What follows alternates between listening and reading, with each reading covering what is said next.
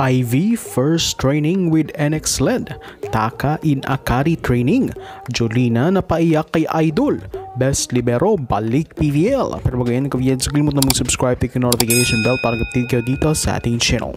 Matapos ang ilang linggo ng pag-welcome ng NX LED Chameleons sa pinakabago nilang alas na si former F2 player Ivy Lacsina, nakadalo na nga ito sa kanyang kauna-unahang practice kasama ang koponan para sa kanilang paghahanda sa 2024 PVL Conference. Yan ang ibinahagi ng NX LED sa kanilang social media accounts. Ayon sa caption ng Chameleons, right at home. Ivy Lacsina officially joined her first practice as a NX LED Chameleon earlier today, and she fitted just right in. We're excited for your growth in Greentown, Ivy. Inaabangan nga ng mga fans kung si Ivy ba ang ibabalik na sa dati nitong posisyon na middle o muli siyang pag-eeksperimentuhan sa wing. Kasunod naman yan ang pagbabalik ensayo ni NX LED coach Taka Minowa, kung saan winelcome mismo nito si Ivy sa training at binigyan niya pa ng NX LED shirts upang maging official Chameleon na talaga ito. Speaking of Coach Taka, naganap na rin ang unang araw kung saan nasilayan ni Minowa ang kanyang isa pang hahawakan na team na Akari Chargers. Siya nga ang naitalagang Akari Volleyball Operations Director, kung saan sa kauna-unahang pagkakataon nahahawakan na ni Minowa ang Chargers. Take note, hindi siya ang head coach ng koponan, pero maaari siyang mag-assist sa mga coaches ng Chargers para sa darating na season sa kanilang pag-iensayo. Patuloy pa rin inaabangan kung sino ba ang pinakabagong head coach ng Akari.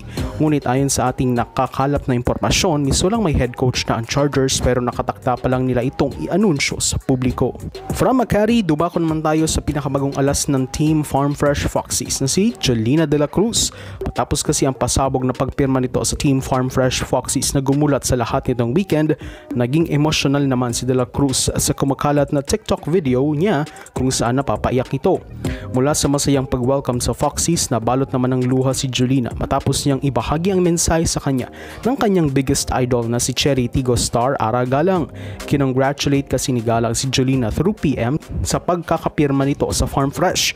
Ang mensahe ni Ara ang nagpaluha kay Jolens, kung saan ang sabi ni VSG ay paghusayan mo palalo, malayo at marami pa ang tatahakin mo. Pero magpagaling ka muna ng husto. See you on the other side of the court. Di naman lingid sa ating kaalaman na si Ara ang biggest idol ni Jolina na kinukumpara nga ang laro nito dito, lalo na noong UAP days. Kaya naman ganoon na lang ang luha niya sa natanggap niyang mensahe. Mukhang mahaba-haba pa kasi ang panahon bago makatikim ng court time si Jolens, kayong siya ay magpapagaling muna sa natamo niyang injury last season.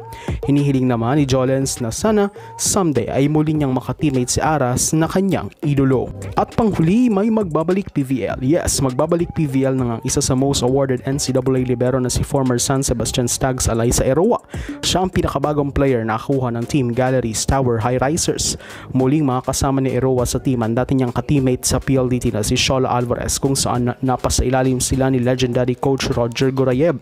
Inaasang mas pagiging solido ang floor defense ng Gallery sa pamamagitan ni Eroa. FYI, siya ay fresh na fresh mula sa pagkakapanalo ng Best Libero Award mula sa MPVA League 2018, ang huling PVL stint ni Eroa with Team Pay Maya, kung saan sila ang nakaharap noon ng Creamline sa finals. So throughout ng for support this channel, please subscribe, notification bell to be updated on my coming videos.